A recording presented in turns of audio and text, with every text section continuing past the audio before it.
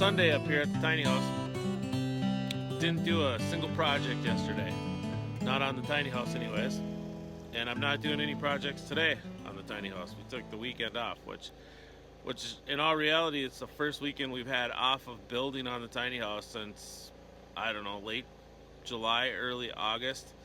We've basically done a project or two or three or four every single weekend since the start of the tiny house, since Gabe and I pulled the hulk of the trailer off of the travel trailer and got the frame cleared to build the tiny house. I did yesterday decide to do a little work on my trails, and so I got a little work like that going, and I thought, we have never really gotten to see the land, and fall's kind of coming to a raging head here, and we're getting ready to transition to winter. The leaves are for the most part gone off of the trees, and the tamaracks are changing colors and losing their leaves, and I thought, let's just take a little stroll around the land and check it out. So that's what the video is. We're gonna take a little walk down the trails.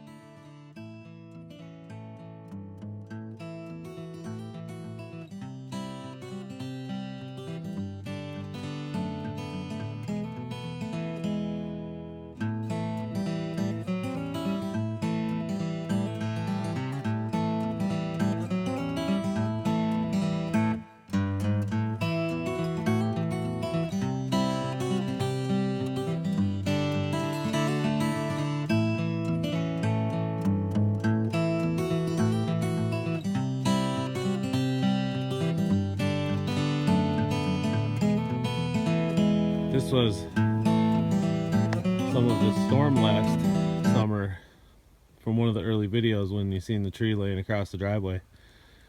We had blowdowns all over on the property, and we've had to cut some of those up and remove them off of trails, and kind of just inventory it so it doesn't turn into tinder for a fire to start.